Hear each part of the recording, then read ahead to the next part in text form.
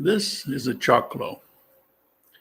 Now, many of you are familiar with arepa, which is made with a hominy flour, a coarse ground, which is a white corn, or it could be a yellow corn, but they're a different type of corn.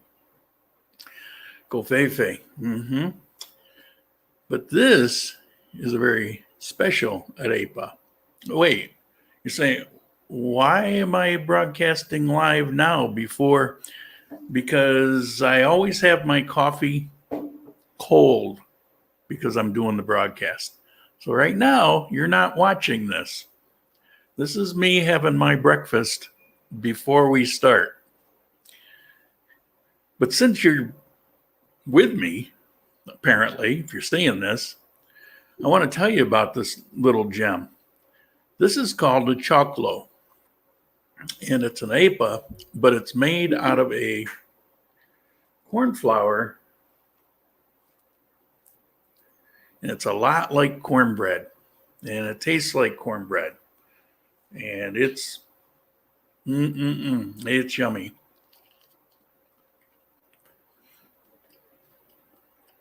Comes pre-made. I mean, you can make it, but buy them in a package pre-made.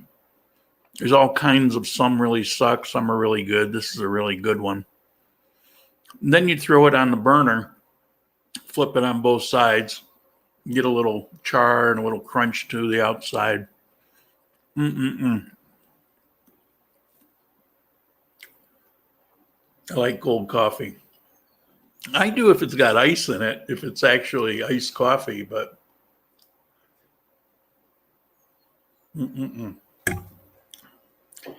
very happy boy. You got my brand back. I was out of my brand for the last month.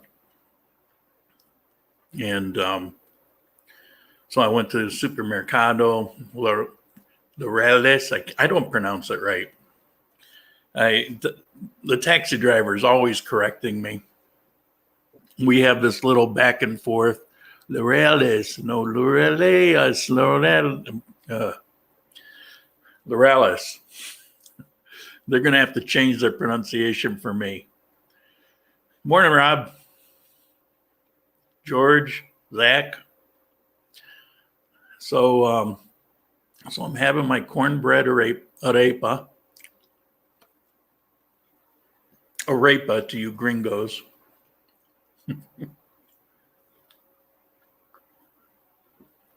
What time is it? It's time to start yet? Oh, no, good. Peter, good morning from Phoenix.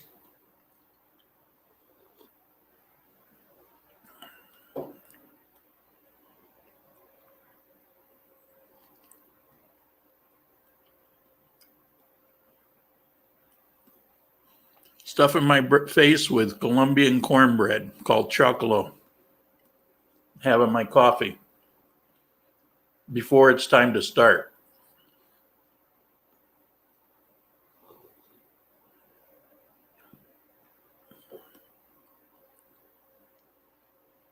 I think Sandy's coming back again for a few minutes anyway.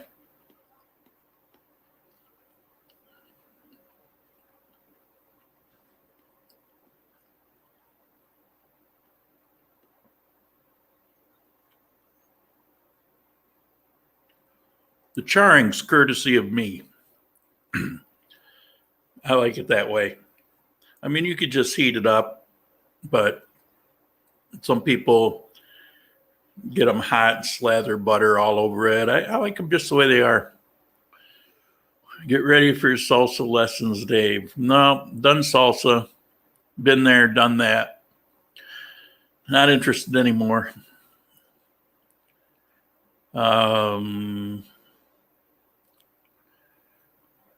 Buen dia. What's today's talking points? The reopening of the flights. Well, if I told you now, I wouldn't have anything to do the show on, right? But yeah, we'll talk about that for a little bit. There was a clip on Facebook. I'm going to keep an eye on the time. We got 5 minutes. There was a clip on Facebook that I tried to find. I couldn't find it. I mean, I saw it, then I lost it. So I go back and try to find it. And it showed the people in Cartagena yesterday at the arrival of the first flight back to Colombia. And it wasn't a long clip. It was maybe, I don't know, 15 seconds. And it had all these people dressed up and dancing around as you drive from the airport, you know, greeting, music, celebration, happy the tourists are coming back, happy that, you know, the country's showing some normality, getting back to life again. Hello from Miami. Hello. No, Oklahoma. Oklahoma. I got a smear on my glasses, but I'm not going to clean them. Bills should beat Miami today. Yeah, they should. They should. Last week, I didn't even bother watching the game. I put on the 15-minute highlights later that night. Started early. No, I'm just having my breakfast early. We start in 4 minutes. So this isn't coffee time. Well, this is my coffee time, but it's not the coffee time live. I turned it on so you could see the chocolo, the corn arepa, and I could tell you about it.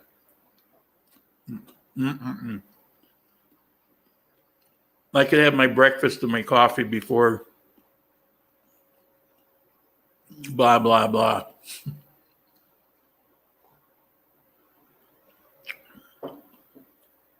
North Idaho. Are there enough people in Idaho that you have to designate North Idaho? I mean, there's only 20 people living in that state, right? It's a beautiful place, actually. A bit cold for me, though. They should never have been as strict in quarantine as they did. Yeah, I think, you know, I think when people end up looking back a year from now, there's going to be a very different story, and there'll probably be a lot of criticism and better safe than sorry, I guess. I don't know. Do you get football on TV? I can if I want. I can put on Cody and go to live sports and then NFL and then choose the game. They did what America's doing. Yeah, it's kind of follow the leader, but I don't know.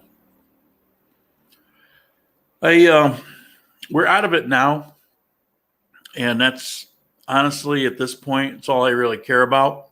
I feel like I've got my life back. I'm happy again. Although I am going to be doing a personal video on my channel. I haven't done them in a while, but I'm going to be doing it on science. So you might find that interesting. Probably record it today, maybe Monday morning. I don't know yet. All of California is moving here. Oops, excuse me. Didn't mean to spit out my chocolate, which made me laugh because, yeah, all of California is moving everywhere else. Good morning from North Carolina. Yeah, I lived there for a little while. It's where I was when I had the cancer issue.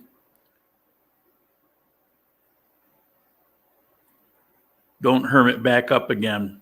Well, you know, we all have our coping mechanisms, and I had my reasons for what I did, and I share as much as I feel comfortable with, but I don't know. I did what I felt I needed to do, and I think it's time. All right, hold on.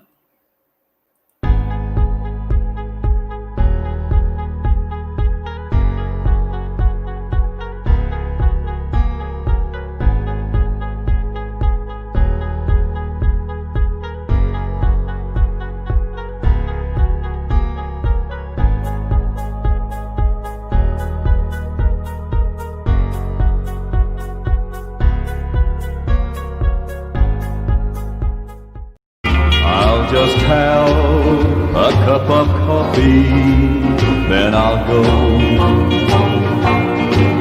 Thought that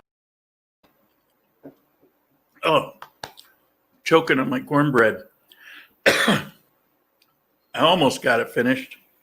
Let me put that over there. Welcome to a beautiful day in Armenia. Well, they're always beautiful here in Armenia, Colombia. Welcome to the channel Grand Colombia, and welcome to Coffee Time Live. We've been doing this Coffee Time, we're going on 2 years now. And I went live a little over a year ago. Decided to give it a try, and seemed to work out. And when I don't have time for editing, or I'm not in the mood for editing, this kind of fills in the gaps. Because as many of you know, I hate editing video. I suck at it. It's so frustrating because, I get this, I take these clips, and this happens every time. I take these clips, and in my brain, I picture all these different transitions and a music that's going to go with quick cuts. And I picture all of these things. And then I sit down to edit, and I feel like if you ever worked in an assembly line, and I had to for about 6 months of my life, and it's just death on your feet. And, it's like, I did get to change up machines once in a while, but there was this punch press, and you take these little pieces of metal and you put it in, and you stomp on the thing, and it comes down, and it punches a hole in it, and you throw it in the bin, you bring out another one and punch it. These things are mostly automated now, but you have to remember I'm old. And so, and you do this all freaking day long. You're filling these buckets, and somebody comes along and they take a bucket, put an empty one down, and it never ends. You never finish. There's no creativity. I mean, your brain goes off somewhere else because, it's like it's a miracle I didn't punch holes in my hand, because I just couldn't stay focused on that because it was so horrendously boring. Well, I sit down to edit a video, and those same things kind of come back to me, those same feelings. I really hate it. It takes a lot of patience, and it takes some skill. The thing is, I kind of know how to do it, but I never really get there because I don't have the patience for it. And I have the utmost respect for people that edit. I can appreciate good edited video. And I sit there and go, why don't I do that? Why can't I seem to bring myself to do it? I just want to get it done. There's stories to tell, and good editing make it interesting. Even somebody as boring as me, it can make it very interesting and tell stories. And I just can't, what are we, over 5 years doing this? And I try, and I just can't seem to get to do it. And then if I bring in a lot of clips because I want to be very creative, I kind of get overwhelmed with the clips, feeling like, oh my God, this is never going to end. I see those buckets of the metal strips, and then I end up rushing through and deleting things out, or worse than that, let me try this tomorrow. Let me come back to this tomorrow. There was a video I did. I don't remember what it was, but I was living in Hakkarainen at the time. And it was one of those deals. It was when I made videos going to Paute and I don't know, a couple other towns, small towns. And I was going to be real creative. This is going to be a fresh start. I'm really going to get a handle on this. And that video, it was about 3 weeks before I actually got those videos out, and they ended up some of my worst ever. Yeah. Let me look, see if there's comments here.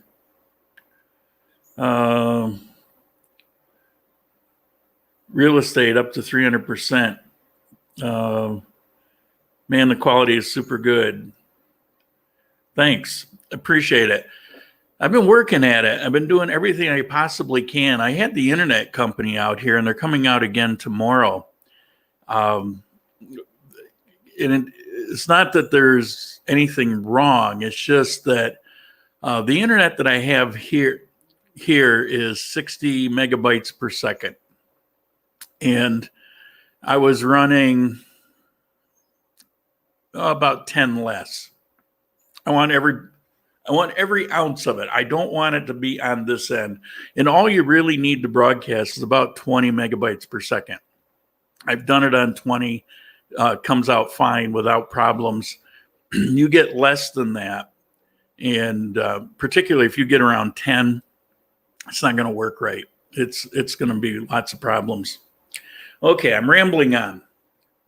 I was rambling on waiting for Sandy so she can tell us about Cuenca, Ecuador. She's back. She's here now. She won't be on so long this week because we don't want to have a 2-hour coffee time. But hello. I could see half of your head. Oh, Hello. Can't hear you. Can you hear me? I can hear you. See or no? Yep, I can hear you. Okay. Hi. So, how are you? welcome back. Thank you. What's new in Cuenca? God, it's new. We don't have restrictions now. No restrictions? None? No restrictions. Nada. For cars, Nunca. so you can go in your car, any number, every day.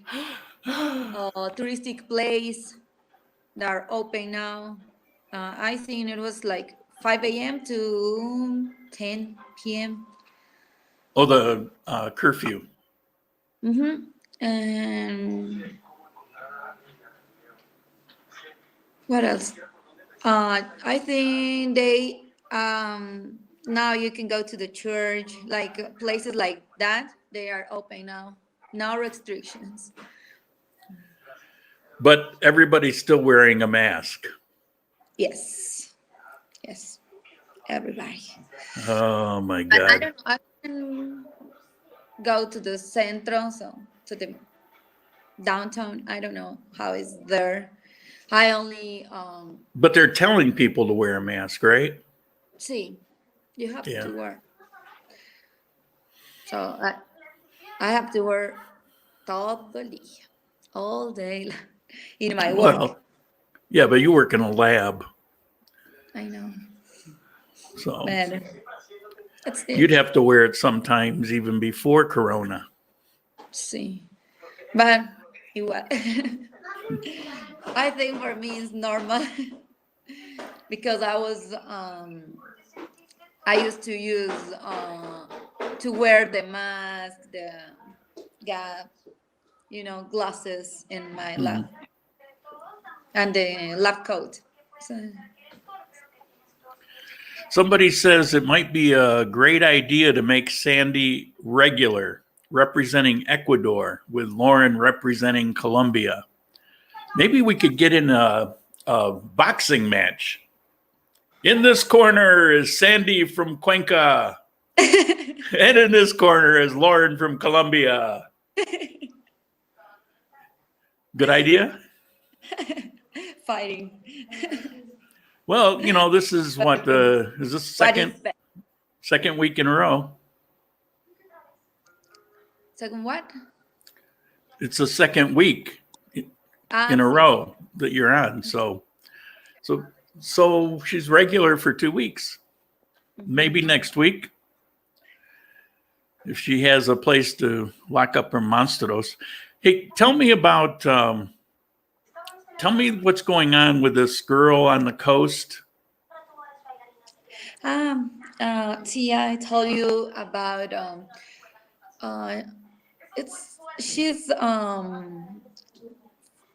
they are living at the coast in Santo Domingo, and the classes started at I think in June or July there. The Do school you know classes. the situation here in Ecuador? It's not like They're big doing city but we have a lot of people here, so they're doing a lot of classes online. online, right? All Right. the classes Okay. are online now, and I know her, and she is 10 years old, and she's really smart. She loves to study, and now she's studying. Their parents, they don't have too much money. She's studying with a friend. I don't know, but she can connect maybe once or twice a week uh, to her classes. So I gave her books, um, because I don't have anything else to help her. And so I was thinking on you, and maybe you Okay. can help me. Okay, guys. Here's I the feel thing. like I know She there asked. are Hold on. Hold on. Hold on. Hold millions. on. Hold on. It's better. Okay, It's better. espera. She Shut up. she she asked me last week, and I was in the middle of trying to get settled in here, and I didn't pay a lot of attention, but I keep things in the back of my mind. She asked if I knew anybody that had a tablet or a small laptop or something that she could do classes on. So I asked her to bring it up today because I hadn't done anything on it. But if there's anybody, particularly if you're living in Ecuador and Cuenca, and you have maybe an old tablet, I know in the U.S. you can buy these, small 10-inch, 10-inch tablets for like $30 to $50. If anybody has anything like that, if you could contact me, I'll get you in contact with Sandy. So this girl, as you heard, she's got online classes with her every day, but she doesn't have a way to do it. She can't always go and to her friends and get on them. So if you know anybody that can get one to her, drop me a line and see if we can help this girl out. Please. See, Yeah. thank you. I know there are many kids in the same situation, and I would like to help everybody, but we can start like with something, Yeah. And those tablets, they're not very expensive. I don't know if you remember, I gave Martin one Yes, when but I was living in Cuenca because I didn't need it anymore, and they're so cheap. They're cheaper than cell phones. So I gave it to him. I don't have one to give you now. see, I have an old tablet for Isa, but I cannot download the video apps. Like I cannot download Zoom or any apps with videos. So I don't know if I was watching on YouTube, but I couldn't. Amazing technology stuff. Yeah. Yeah. I was trying to because it may be old. It's like 15 years ago.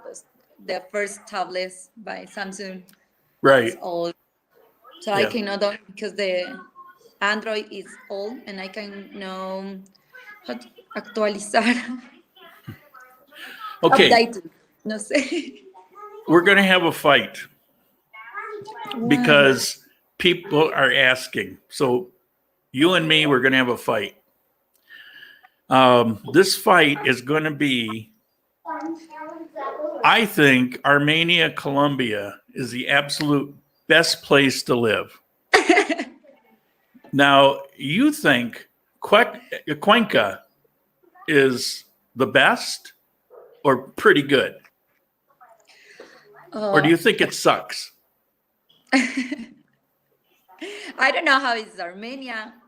So I know win. I live here in Ecuador in 4 cities, and for me, Cuenca is the best. In Ecuador. In Ecuador, I don't know Armenia, so I don't know how it's Armenia. I only know Colombian. I think Okay, I what? went to Pasto one time. Well, that's the same as Ecuador. Pasto is Ecuador. It just happens to be in Colombia. It's Ajá. it's actually very much like Cuenca. It's Armenia? it's Pasto. It has the Pasto. mountains surrounding it. Yeah, Mhm. the temperature, the altitude, the people. They eat cuy. Maybe, but maybe Colombia is cheaper than in here than Cuenca. Colombia is considerably cheaper. Mhm. I had a lot of money when I first went to Ecuador, and then it went down, down, down. It got, so it was okay, but it kept going down. It's long, it's complicated, but it's bottomed out. It won't get any worse than it is now. If I were living in Cuenca, I would struggle. But living No, here in Colombia, I'm fine. it's It's so because much you have more a expensive. different lifestyle. Because Well, yeah, live but I don't with want to have a 600 different a month lifestyle. and I'm live really good. I, And with Isa. I want to have a nice lifestyle. I'm not living rich, but I'm living comfortable. In Cuenca, I live just middle class, right? I mean, look at the last neighborhood where you lived and your sister, we were all living in that house. Mhm. Everybody on that street were Ecuadorian. Mhm. They're not rich. Everybody was middle class, but they all Mhm. had nice houses. They all had cars, right? Mhm. So I just want to live middle class. And here I can do that easily, where in Cuenca, I would have had to, it would have been difficult.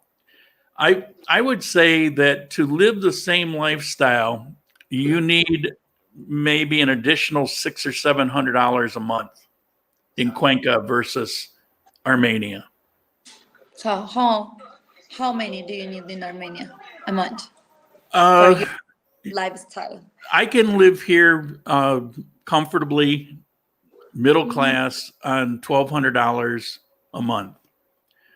In Cuenca, to live the same way, I needed about $1,800 to $2,000 to live that same way. Maybe no, I don't know. I Well, live with part of it 600 is a month for I had two women and two kids living in the house, so that could get expensive too. But but I'm telling you, I live with 600 a month and with Isa, and I think I'm not. Sometimes I go. I went to Galapagos before the pandemic, yeah. so I don't think you can live bien. So maybe with the same amount, like 1,200 here, you can live fine because you can find a cheap house and pretty apartment. Like a nice apartment. S. James, I thank think you. you I waste the appreciate it very money. much. Sorry, somebody made a contribution. I wanted to acknowledge it. Uh, I know what you're saying, but it depends. You see, you've lived in Ecuador your entire life. And I Hmm. could go there and live like that, but that's not what I'm comfortable with. And I didn't, it's like I wouldn't go to Africa to change my lifestyle to live in a hut with a dirt floor. And I'm not Hmm. saying that in Ecuador. Well, you could do that in Ecuador too and live on $100 a month probably, but I want to keep my lifestyle somewhat intact because you know you have to remember I'm old, viejo, and I've worked all my life, and now this is the point where you're supposed to be able to relax and not have a lot of worries and live the life that you worked for. And so Hmm. I didn't work my entire life to live in a tin shack. And not that you do, but because you don't. But what I'm saying is, I do want a certain lifestyle. Now, if everything caved in, could I survive? Could I live here in Armenia on $600 a month? Yes, I can. As a matter of fact, I proved that for about 3 months. I had to live on that, and I was locked into my rent, so I actually had a higher rent than I would have if I had set up for that. And if I were in Cuenca, could I do that? Yes, I could survive, but I wouldn't live the life that I want to live. And my life is far from extravagant. I'll go out and eat maybe a couple times a week, but one will be really cheap, and the other one will just be average. So it's not like I go out and spend a lot of money. But, in the house that I had in Cuenca, I had nice furniture. It was a comfortable area. I had nice pots and pans to cook with because I like to cook. And so it was set up for the life that makes me comfortable. And to do that in Ecuador, it's expensive. All those things in that kitchen were so expensive. And here I can replace those for half of the money. So here's the point. Armenia is cheaper. So Yes. you can have more stuff. You can buy more stuff. Like you bought a car. Yeah. Here in Ecuador. Well, Trump bought the car, but yeah. Cars are expensive. Technology are expensive. And the difference in Colombia is cheap. But it's for the currency, moneda, no sé. Money. The money, yeah. For la moneda. The coins. But so how many degrees are in Armenia? It's like warm, or it's like it's pretty nice in the north where I live. Well, where I live now, it's probably the coolest part of Armenia because in Armenia the temperature is different in different places of the city.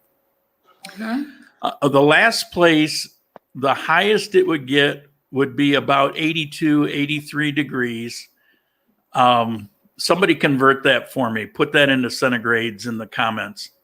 But it always has a breeze. There's always a cool breeze coming from the mountains over there, and there's mountains behind me. So it comes and goes like that.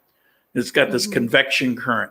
So there's always a cool breeze. So even if it's 82 or 83, it feels like 75, 76. Now, where I am now, it feels 5 to 10 degrees cooler. And I looked at my at a thermometer that somebody had down by the guard, and it was 6 degrees cooler than it was over where I was living before. So it definitely is cooler here. In Cuenca, it was never cold for like me, here. but for most people, Cuenca is cold. It's cold. You have people buying heaters, but you also have days where it gets pretty hot. And you go out and walk in that sun, it can be pretty bad. So as far as the climate goes, I'm much happier with the climate here than in Cuenca. And another thing about Cuenca is, my God, it just rains all the freaking time. It just rains and rains day and night. And 2 or 3 years ago, I actually documented this. It rained every single day for almost 6 months. That's just depressing. Too much. It rains. It's true, right?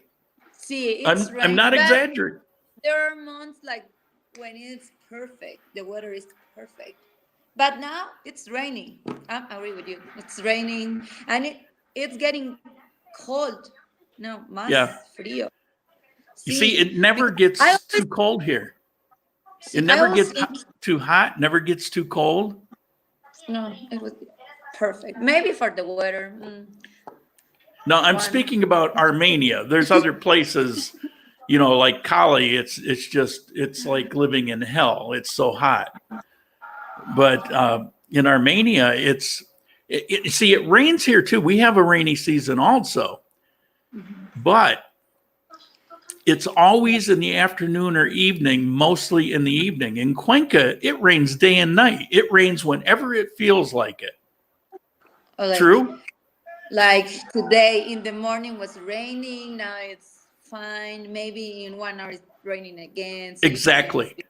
And so the difference for me is that if it almost never rains in the morning until afternoon or night, then I can make my life around that.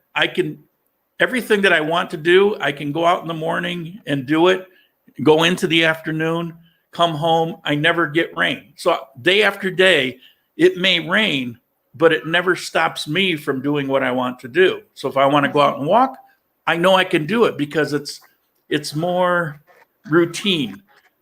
In Cuenca, you just never know.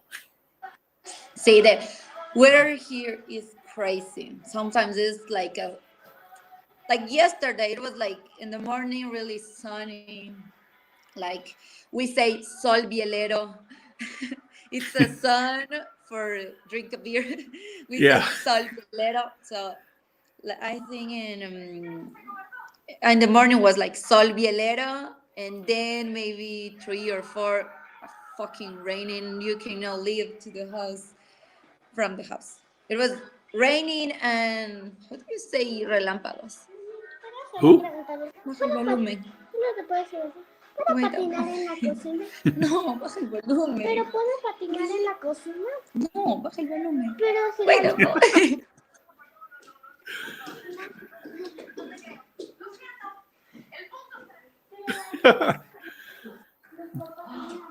So how are we doing, guys? Okay. You didn't sell Cuenca yet.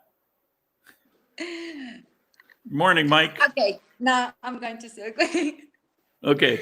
it's because it's really, if you're like looking for something cheaper and like you need something like living lifestyle, like your lifestyle, you know, here it's expensive. Like Ecuador is more expensive than Colombia. Yes. But still, you can have a good life because Cuenca, it's a beautiful city. It's you have 4 rivers and you can walk next to the river. How do you say? A la orilla del río. The promenade next to the river. Yeah. Well, Next that's to the true. river. That's all true. I will admit that Cuenca is a beautiful city, the old town, and around the rivers. It's beautiful, and it's more beautiful. I would argue it's more beautiful than Armenia, Colombia. It's a special city. But what I found is after you live there for a while and you're just living your life every day, it becomes less important. Now, I like the river and that was nice, but you're not out walking that river every day. It's just if it's nice as if it's there. But here, there are places that are equally as beautiful surrounding the city. And so I'm actually living in one now, and there's a river that runs at the next to my building, right next to it. So I get the cool air from the river. I can look down, and there's the river. So, and if I walk about 4 or 5 blocks, there's this huge bamboo forest. A lot of Venezuelans are living in it. Mm-hmm. But there's this huge, gigantic bamboo forest with bamboo like this big around. And it's gorgeous.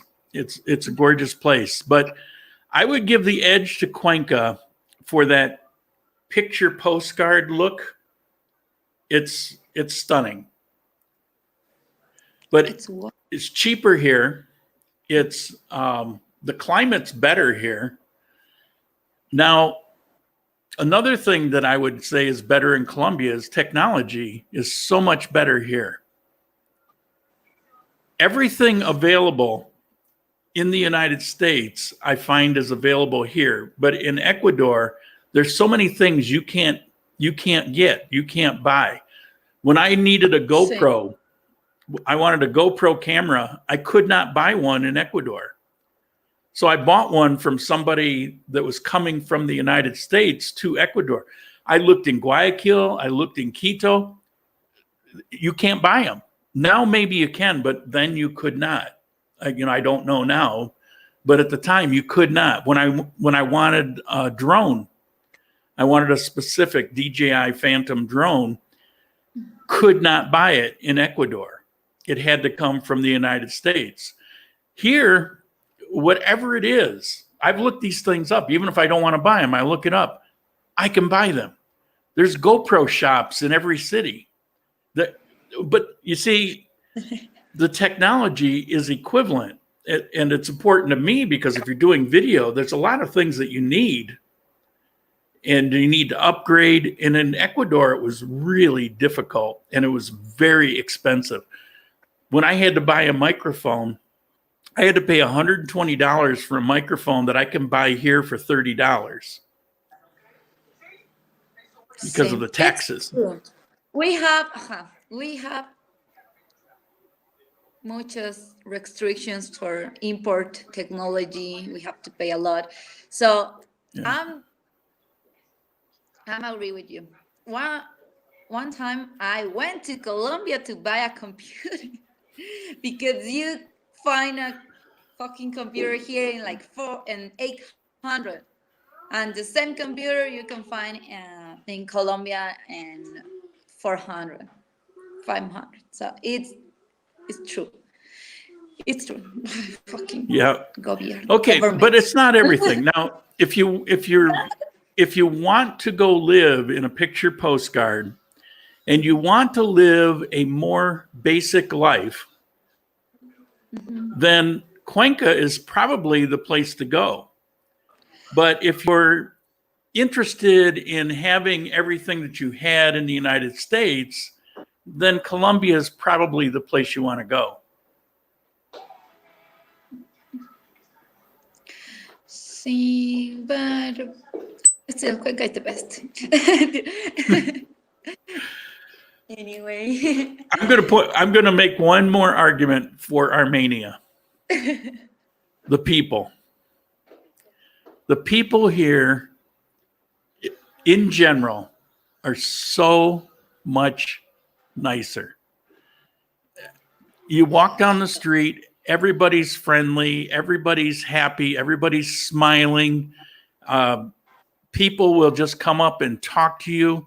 In Cuenca, first of all, in Cuenca, I was and always would be a foreigner. I would always be a gringo. They would see me and they would know. And in Cuenca, they're old-fashioned thinking. Most people are very conservative, old-fashioned thinking, and they divide people by rich or poor, and they treat people differently. And if you walk down the street in Cuenca, they've got their head down, they're not smiling, they're going about their business, they're maybe hanging on to their purse like maybe you're going to steal it from them. And every day I would go walking in Cuenca, you would see that. Now, there are exceptions, of course, but as a gringo walking in Cuenca, it was like I had a neon sign over my head that I'm a foreigner because people made it obvious. In Armenia, that doesn't exist. They treat you, they come up and talk to you like you're from Armenia. They don't assume you're from anywhere else because here people are more mixed. You know, you'll see I saw a guy who was like 6'3", blonde hair, blue eyed with blonde haired children. And I thought maybe he's from Germany, stereotyping, until I got up close and I could hear them. He was from Colombia. He was from Bogota. You know, he's Colombian. And that's typical here. That's normal here. In Cuenca, it's very different than that. So I'm more comfortable with the people here because they don't treat me like I'm different. They treat me like I'm family. Now, you can argue. Go ahead. When I met you, I thought you were from Otavalo. No, we talked last week about that. As a matter of fact, I knew you were not from Cuenca because you were friendly. Remember that? How did I know? I knew Here's that the point. because In people in Ecuador- Cuenca are not friendly. No, I'm talking Cuenca. I'm not talking Ecuador. I'm talking Cuencanos. Cuenca. But you can Cuencanos find are not people friendly. from everywhere here too. And you know, Cuenca is a city with muchos gringos living here. About 7,000. See, and I think like we are people from everywhere, all the cities here, and you can find nice people too. It's true. We have a like it's a taboo here, like it's like this describing what you said, the people like he's gringo, it's a gringo, and if you see someone like with blue eyes, green eyes, or blonde hair, you say it's gringo, you know. But they can be from Cuenca, from any other place, But not but we so said much. gringo. It's very rare in Cuenca. Here it's typical. It's common. You know, you see everything and everybody here, but it's mostly the attitude here is that nobody is treated differently. They don't treat you different because you're a gringo. They don't treat you different because you're black or Asian or whatever. Everybody's treated the same.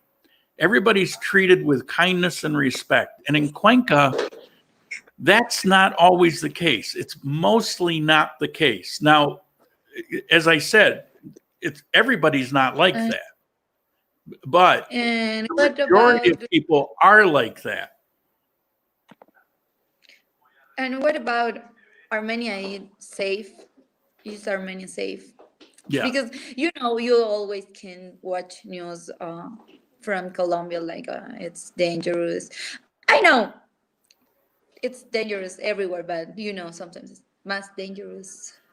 Yeah. Well, it's like the difference between Guayaquil and Cuenca. They're completely different for safety, right? Well, in Armenia, I would say Armenia and Cuenca are pretty much the same. There's almost no crime, and the crime you have is really minor crime. But in Cuenca, you have shootings sometimes, and in Armenia, we had one this year that I'm aware of. And in Cuenca, one year it was particularly bad, and there were 5 or 6 killings from guns in Cuenca. That was 3 or 4 years ago. But that's not every year. It's not normally like that. And so they're pretty similar. There's almost no crime here, and there's almost no crime in Cuenca. So I'd say that's a tie.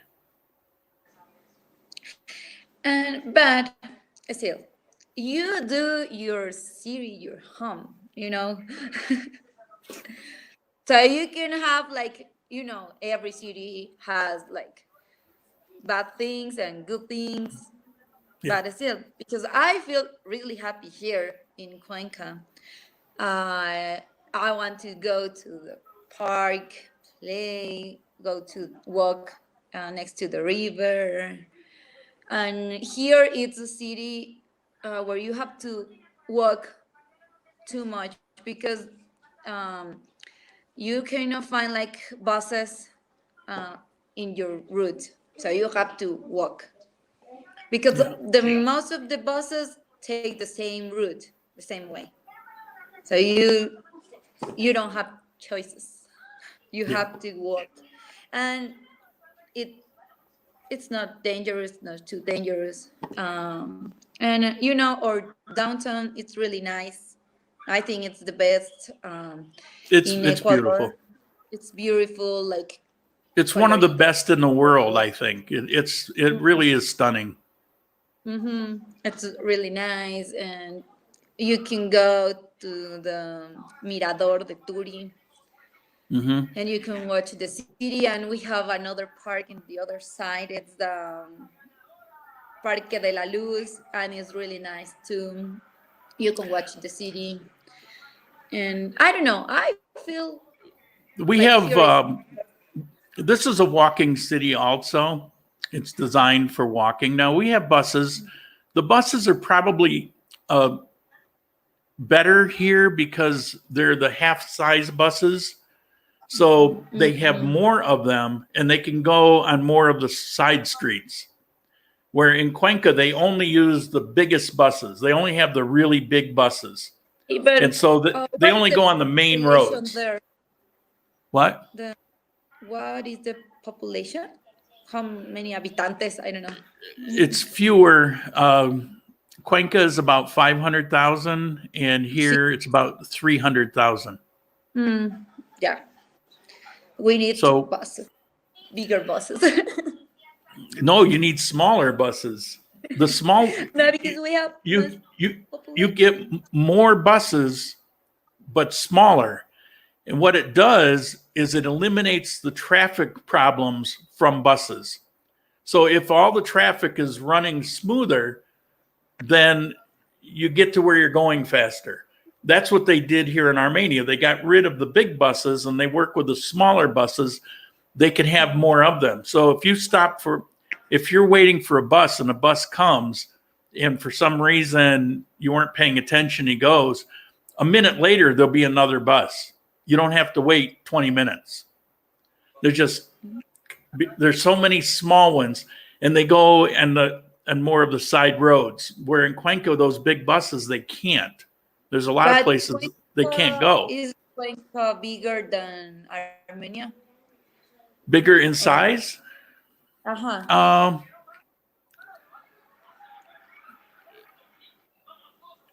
Well, depends. Cuenca is like a lot of cities. You know, you have Cuenca and then you have the small barrios that become more of Cuenca. And if you eliminate some of the barrios like San Jose, I think. San Joaquin. No Yeah, San Joaquin. If you eliminate those, the size is probably similar. Here in Armenia, you don't have a lot of that.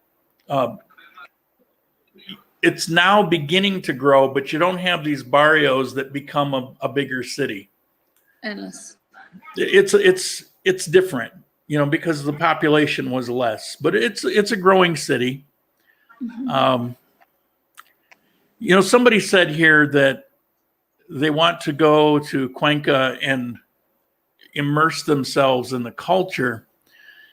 And I get that. And a lot of people want to do that, except what happens in most, not all cases, but in most cases, that after a while, you realize that you're living somebody else's life and not the life that you're used to living. And they either leave Ecuador because they don't want to back up from that. There's a lot of ego that gets involved, or they change that lifestyle. If it's something that you're not aware of unless you've lived in other cultures. Now, I had the advantage of living in Japan, and that culture is very different than the United States or Ecuador or Colombia. And I lived there for 3 years. And I would say forced, but it wasn't like I was forced. But I had this opportunity to experience those differences and adjust to it and think about it. And so then when I go live in Ecuador, Colombia, there are no surprises for me. You know, they're more like discoveries. But I have learned over the years that people in general tend to gravitate towards what they're comfortable with. And if you're 50, 60 years old, it's probably going to be the life that you've been living for the past 50 years. You know, for a year or so, it's fine. But after that, it starts to get old. But you can love it or hate it. Because we have... I liked living in Cuenca. You know, I don't want to misrepresent. I really enjoyed my life there. But the reason I enjoyed it was more because of you, your sister, other friends that I had there. You know, I had quite a few friends there. The man who owns Santa Canela, I would go there. And, you know, so I had probably 20 or so pretty good friends there that I'd like to go see every so often. And that's what I liked about Cuenca. It wasn't, when I first got there, the city, the old town, it's spectacular. But after a while, this was for me, after a while, it became less and less important. And I've said this before, it just got old. You know, right now it's a beautiful historic city, but after you're there for a while, you get tired of twisting your ankle in broken sidewalks. You get tired of dodging live electrical wires hanging off of poles. You know, you get tired of the traffic trying to run you over. It just got tedious. It just got old. And the buses, the you know, these old diesel buses with all the black smoke, you go downtown, your lungs are kind of burning. All of those things they're not quaint anymore. They're more aggravations. It's like, you know, you get a new girlfriend and everything's perfect for the first year, but after that you start noticing that she snores. But or maybe she farts, you know. I said, you know, it can get aggravating. And for me, that's what happened. It was no longer endearing. It was more, why do I have to breathe in these nasty bus fumes? Why do I have to do that? I don't. I think you needed a person who give you more reasons to love Cuenca. But that wouldn't change the town. It's still all of those things. So, you know, like I said, my life was happy there, but it wasn't because of Cuenca. It was because of the life that I created there. You know, I made that life despite Cuenca. Now, I loved Giron. And it's cheap living in Giron. It's similar to here, except you have almost nothing. I mean, there's nothing. But I loved living there. It was a great house. It was a mansion. But the internet was so bad, there were so many things I couldn't do. And that's when I began losing a lot of money. So I couldn't stay there, but I loved Giron way more than Cuenca. See, I know it's like, I always wanted to live in a small city. Actually, my first option was Ibarra, in the north of Ecuador. I wanted to go there, but then Adri came to Cuenca, and I went to Cuenca, and I fell in love in Cuenca. And for me, it's a nice city, and any city is perfect, you know. But if you live in a big city and you want to rest, like for the pollution, the stress, I don't know, maybe Cuenca is a good option. or No, that's true. That's true. Cuenca's a gorgeous place. Somebody mentions you need to take the good with the bad, and I don't disagree with you. And if it wasn't because of the altitude, and remember how many times I got pneumonia, how sick I was, you can't live like that. And the doctor said I was going to die if I stayed there. So I had no choice anyway. But you take the good with the bad. That's very true, except when you have choices, if you're making a choice of where to go to live, part of what you want to do is eliminate a lot of the bad so you don't have to tolerate that you want to have an overwhelming amount of the good and much, much less of the bad. And I found it kind of equalize in Cuenca.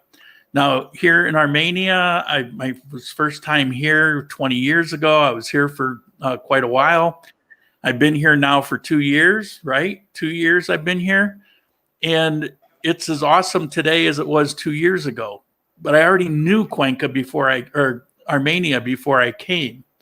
And so not only did I have to move, but I moved to a place that I knew had a minimum of bad and all kinds of good. So, but everybody's choice is going to be different. And, you know, if you're looking for a place to go, Cuenca is a really good option. I suggest you go, but realize that things change over time. When you first go, everything's new and bright and shiny, you know, like that girlfriend.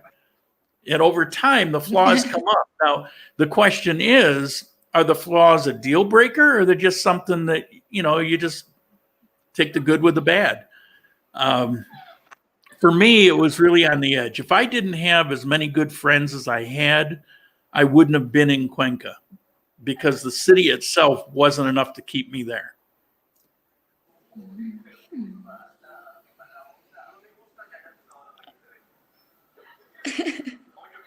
Now, you're from Quito, right? But I born in the coast. Well, yeah, but I mean, you lived in Quito. But I live in Quito. Yeah, so you were from a really big, ugly city. Ugly city, a stressful city. Full of thieves, full of criminals. See, everything is far. A lot of pollution. Mm-hmm. Yeah. Pollution, it's dangerous. Yeah.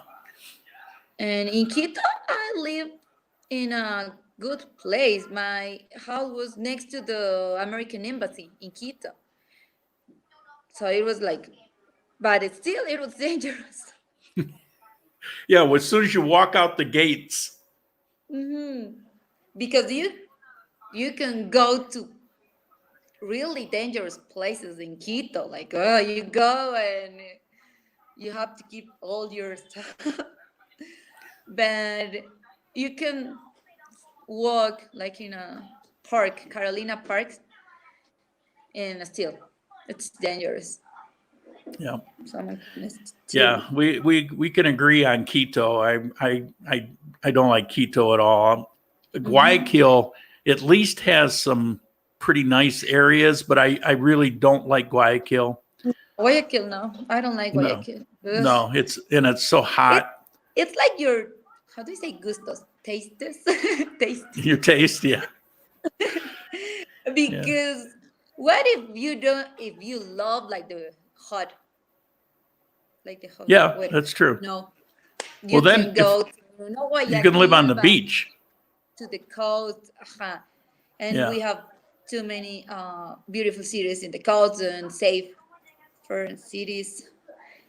But what if you like the cold weather? It's not too cold here, because I had gringos friends here and they say it's perfect because there in United States you have like bajo 0 degrees, right? And that it's cold, and here we have the low temperature. It's like 12 degrees, so it's 40. Not yeah. cold.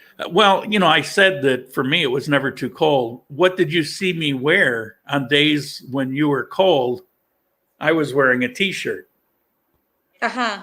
Yeah. I mean, but I'm from upstate New York, I'm from Eskimo country. And, so that wasn't a problem for me, but for most people it is. You see all the time people trying to buy heaters for the house because it can get cold at night. I don't know, same. Like, I think 10 Trataba del degrees. repelente. Sí. ¿Tú ya la buscas? Ya la busco. Like, I'm sorry. Like 10 degrees. I think those nights are really cold. I think those months, like Yeah. August, September, are cold. But November, it's a nice weather. Yeah, there's some months of the year where the weather's beautiful. I agree. Okay, so so much for our battle for today. I got to get to some news and questions and answers, so we're gonna stop chatting. But maybe you can come next week, Okay. and you can think of I- things about Cuenca that are actually. What I'd like is if you can find some news. What's happening in Cuenca?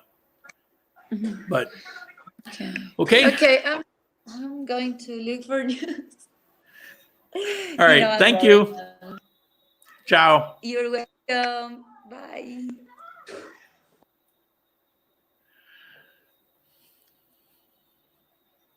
Okay. Always nice to see Sandy. I'm going to cover some news. Let me get to it here. Okay. People are asking about flight. Whoops. Let me go back. I don't know if you can read that on screen. Let me read it to you. It's a couple paragraphs, but let's see if we can get through it.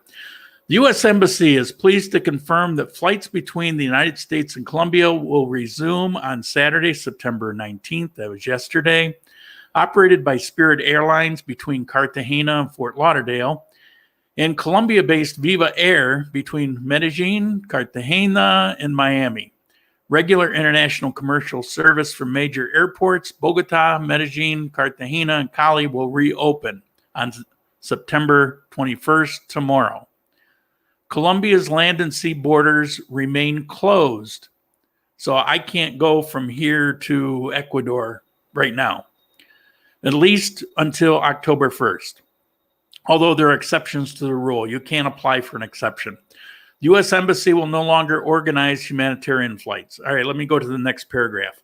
All passengers traveling to Colombia on an international flight must obtain a negative PCR, I don't know what PCR, COVID-19 test within 96 hours, 4 days of departing for Colombia.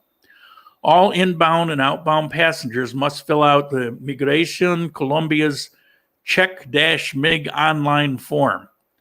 Write to me if you want that link, or you could just type this into Google and it'll come up with it. No more than 24 hours in advance of departing for Colombia. Travelers are also required to use the mobile application CoronaApp to assist with contact tracing while in Colombia. That's a big thing here right now. Individuals who comply with these rules will not be required to self-quarantine upon arrival. So if you don't do any of this and you get to Colombia, you're most likely going to get a 14-day quarantine, which that's not going to be fun. So right now, this is what they have. My guess is in about a month, maybe we won't have to do that, but that's what's there now. I know everybody's been asking this a lot. Now, Robert, who's in the chat right now, I think, unless he left, he's flying out this coming week. He's going to Medellin, and I'm going to get him on next Sunday to tell us what happened for him. And he was already aware of this. He's already set up to get his COVID test. He sent me the form and the site before this actually came out. Okay.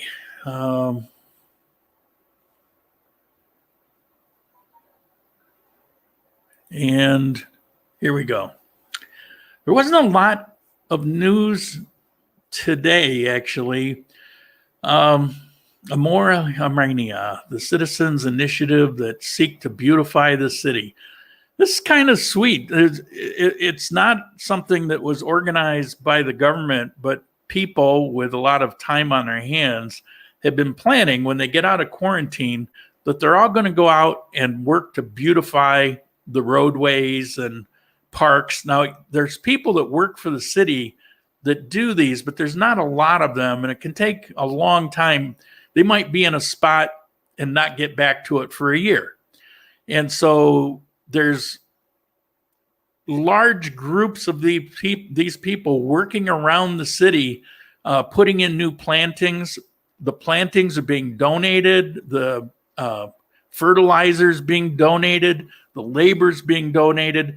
This is not a government thing. But the government said that they're going to see if they can help them get grants or something, because everybody's kind of into it. You know, you get out and it's a new day. You know, you're off for a fresh start, and you want to do stuff like this. People in Armenia are so proud of their city. Okay, this wasn't in Armenia. This is actually in Bucaramanga, but I don't know. I just felt I had to tell this story. Donkey and horse meat received, well, it says children. It was sent to feed the kids for school lunches. There's this guy whose nickname is El Padrino. El Padrino. That's the Godfather, I believe. And he's kind of notorious, but he had a contract to provide meat for schools. I don't know how that worked, and I'm not sure how notorious he was, but he certainly is now. And what he did with his partner, I don't remember his partner's name, but him and his partner would contract to find donkeys and horses that were sick and were going to be put down, and they would buy them. They would then have them killed and butchered up. And then after they did that, they would take them to these meat processing plants to grind or you know, cuts out of them, you know, from the big chunks. And the meat processing plant will do that. But that was a way to pass it through. It's kind of like laundering your money. And then they would treat the meat with some kind of chemical that would change the texture so it wouldn't be as tough. The first thing I thought of was that meat tenderizer thing, but they would treat it with chemicals, and it might even been something like that.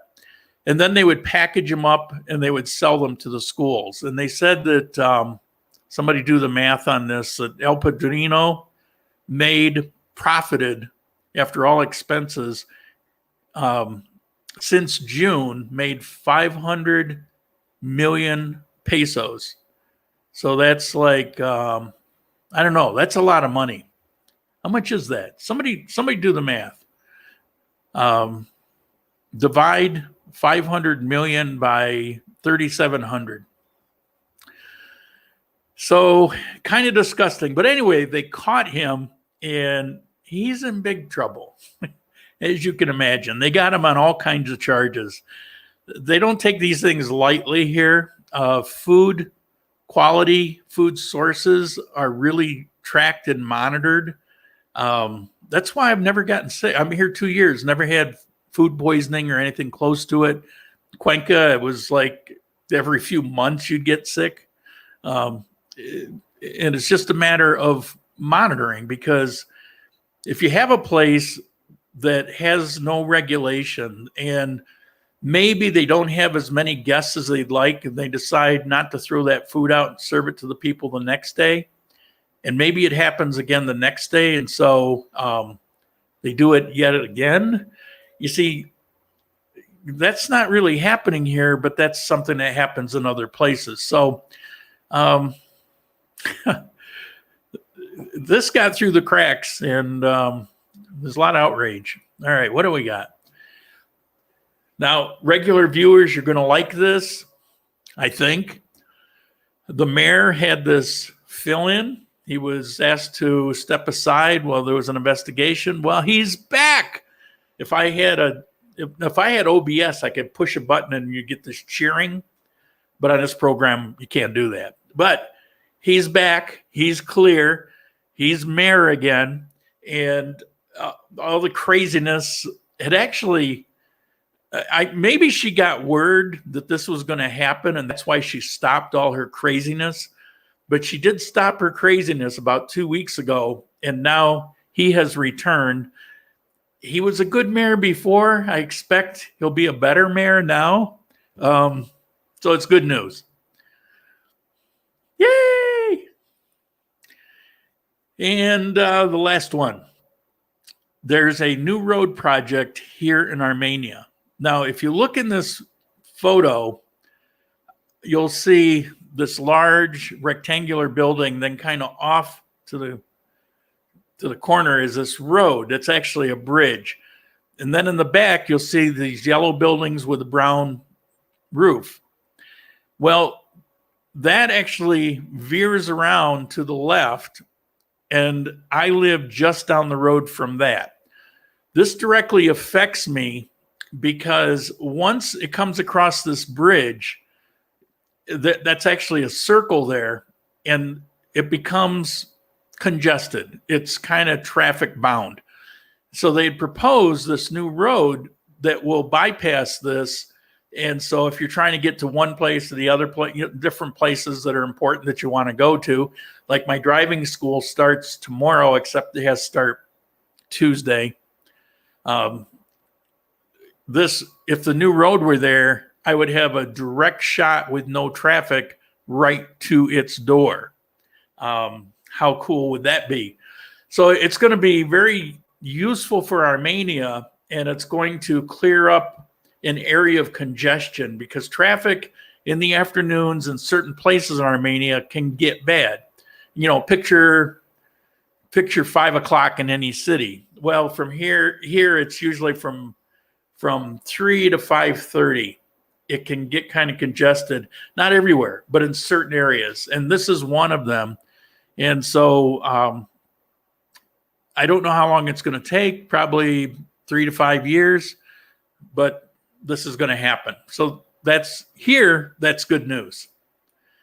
Okay. Let's see. It's Q&A time. It's time to start asking your questions. Remember, 4 question marks first, then ask the question.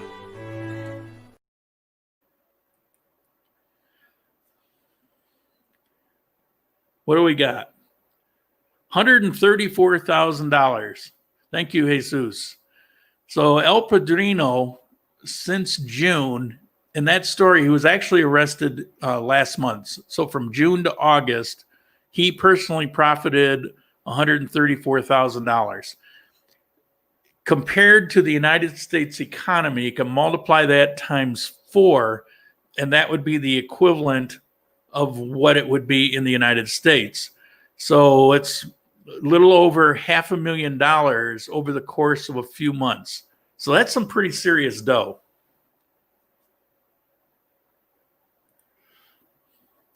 Lesson of the day today: transportation an issue in both Colombia and Ecuador. Not really. What she was saying in Cuenca is that the buses run on the major thoroughfares, but they don't really run through neighborhoods for the most part. And so you might have to walk 4 or 5 blocks to get to a bus. But it's not that big a deal. And if you're concerned when you rent, just rent on a bus line. That's not hard to do. So if you're in Cuenca, rent on a bus line. Here in Armenia, it's less of an issue because they use the half-size buses, so the buses cover Armenia better. On the other hand, taxis here are considerably less money. I can cross town here for a couple dollars. In Cuenca, you're going to cross town for about $5. It's still cheap for a taxi. Then you do have the Tranvia, which is now running, which is, it's pretty cool. So transportation isn't a problem, but every city has its areas of congestion, wherever you live, where we live. And here, like in Cuenca, most people will walk, a lot of motorcycles. It's easier to own a car here. So that's true. So per capita, you're going to have a lot more car ownership here. But if people are within the city, unless they have a specific reason, they tend not to drive their car. That's to do other things. Same way I'll use it to go out of the city for videos, things like that. But if I'm going down to the store, it's not very likely I'm going to take a car there. It's, when you're spending there and back less than $4 for a taxi, why bother? So anyway, what is the name of your driving school? There's a buttload of them here in Armenia, and they're part of RUNT, which is like the DMV. So when you complete your class, they issue your license. So it's a public-private thing, and it kind of guarantees that you're going to get your license. On the other hand, they've got 2 weeks worth of classes you got to do, so you would have to be blind, deaf, and dumb not to get it. I'm going to the one called Daytona, so we can learn to be race drivers. Now, I did run into some information. I will ask them about this. There is a provision in Colombia, despite some of the things that are said by a number of places, including a government website that I looked at that says you're required to do all of this. There is a provision based on a 1943 treaty between the United States and Colombia of each country accepting the other's driver's license, but not to blanket, just carry the driver's license. You have to go through a process. I found that process, and once you're done, it costs just under 200,000 pesos, $70, $60 to get registered. It takes about a month to go through the process. So I'm going to look into that, but it's done actually at the DMV, which is the driving schools. So I'm going to take in the information and find out if it's valid. It seems like it probably is. You have to get a English translation of your driver's license. You have to get a notary to sign off on that. You have to fill out a document and have that notarized. There's like 3 documents you have to provide. Nothing difficult. They're all what I would have access to, or you would have access to just by virtue of being here. Then you apply to it and you wait. They have up to 5 days to give an answer. And then they've got several weeks in order to, if it's approved, to process it through the system. And once they do that, they'll issue you a driver's license. It takes longer to do that. But the cost for me, I'm doing car and motorcycle. It's 1,600,000 versus 200,000. Big difference in price. But, I'm afraid there's going to be a catch to it, but I will check into it when I go to the class Tuesday. This will be a video, of course, so if I'm doing the classes or if I didn't have to, you're going to know all about it. Is gringo pricing worse than Cuenca given all the fresh off the boat gringos? Well, it's not so much the fresh off the boat, but for 2 reasons, culturally and simply the volume. Here in Armenia, there's hardly any gringos. If you walk in the most popular area, like where I was living before, you might see a gringo out on your walk. You might not. You might even see 2 on some days. But that doesn't make 1,000. In Cuenca, you've got about 7,000 living there. And also culturally, here in Armenia, in older Colombia, now this does not hold true for Medellin, does not hold true for Bogota, but in the more traditional parts of Colombia, honesty is a huge thing. Your reputation is really important. And while you might have, like every population, 5 or 10% of the people you don't really want to trust, and that's true. That holds true worldwide. But 90% or better of the people in Armenia are very trustworthy. You can count on them. In Cuenca, it's not so much the case. Culturally, and there's reasons for it that go back a lot of years, and has a lot to do with various occupations, various types of government they've had, where there's this underlying thing that you have to kind of sneak to get away with things. It almost reminds me of the stories of slave culture years ago, how, you know, they would go up and smile to the slave master and yes, sir, this, that, and the other thing, but behind his back, they were doing all kinds of things. You know, it's like justified to be dishonest because of the situation. Well, in Ecuador, a lot of their history created some of that mentality, and finding trustworthy people and it's not that there aren't any. I mean, no trust Sandy, but finding trustworthy people is much harder to do. So based on all of that I just said, you're far more apt to get gringoed in Cuenca than you are in Armenia. As a matter of fact, I never see it here. And I would know by this point, I would know. And knowing what prices are, and then, you know, it just doesn't happen. So now Medellin absolutely will happen. All right, what do we got? I have been told that if you stay in Colombia over 6 months, you may have tax issues and dollars made in the USA. My question is, if you are in Colombia and with a student visa longer than, this is one of those things that I don't answer because I can't. It could be yes, it could be no, it could be maybe. The tax laws are complicated, and there's so many exceptions. If you're retired and you're trying to have a job, if you're not retired, if you're here as a student visa, you're actually not permitted to work. There's so many exceptions to this. I can't answer it, and it won't be an accurate answer. I can answer for my situation. I don't have to worry about that, and I have some income through the internet from the US. It's a non-issue for me. For other people I know that are retired, they're not paying taxes. But there are some people retired in different circumstances that do pay taxes. And there's threshold amounts. You know, if you've got an income that's well over $2,000, more or less, depending, then you might end up paying some kind of tax.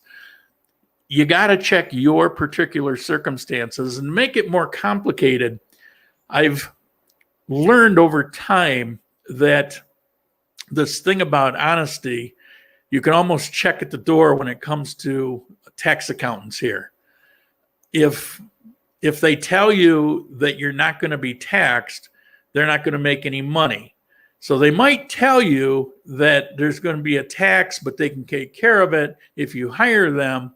And, you know, so then you're of the impression that you got a good accountant and he's saving you from taxes, when in reality, maybe you weren't ever going to have to pay taxes anyway.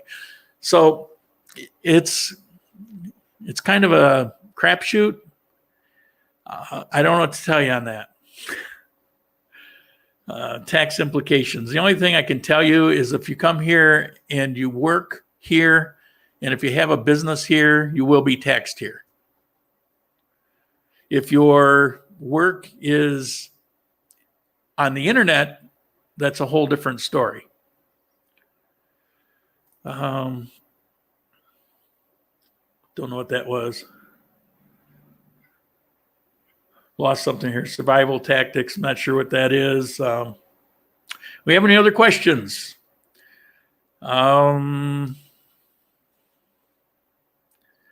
I'll eat my ice cold cornbread when we're done.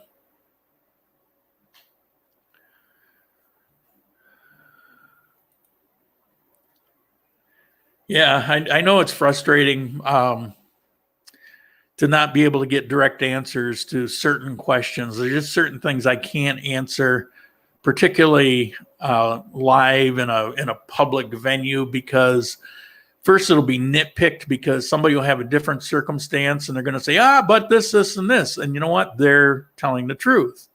But I would be telling the truth. There are just so many if, ands, and buts to that topic. I just don't know how to answer it. So I can't. I just can't answer it. All right. We're done. It's over. Okay. I just want to thank you guys for hanging in there with me during this move. I know it's been few and far between videos, and the live thing has been real choppy. I'm really starting to get everything kind of defined now that I've got a good, decent place to do things with. I got some control of lighting. You're also seeing more videos coming out. I think I did 3 this past week, and I've got some more. One, I've got something to talk about, but more than that, my energy's returned. I'm feeling good again. On the thumbnail, it says a new day. It's because I feel like I've been an oso in hibernation, a bear in hibernation, and I come crawling out of the cave and I'm blinking at the sunlight and breathing in the fresh air and feeling good. So that's that's how I'm feeling, and that energy is going into the videos. It's like I can go back to work again. It's it's been a long road to get here, but I'm happy. I'm loving where I'm at. I'm excited about all these things that I have planned. I can't wait to get my license and start driving the car and make my trips. In October, without the car, I'll be going with my friend in Manizales to Bucaramanga. He's actually sponsoring that trip for me so I can do the video. He was going anyway, and he's got hotel points for Sheraton. They've got a Sheraton there. And he said he's got enough for 40 nights of free stay. And so for me to have a couple nights, he says it's no big deal. I'm very grateful. It's a place I wanted to go for 20 years. And so I'll be going in October, and I'll be going with him, and we'll be doing video. And I'm so excited about that. Between now and October, which is not very far, I got a ton of things to do. I've got 2 more videos in the series. The last one being the thing that I actually hate the most about Colombia, Ecuador, South America in general, that I despise about it.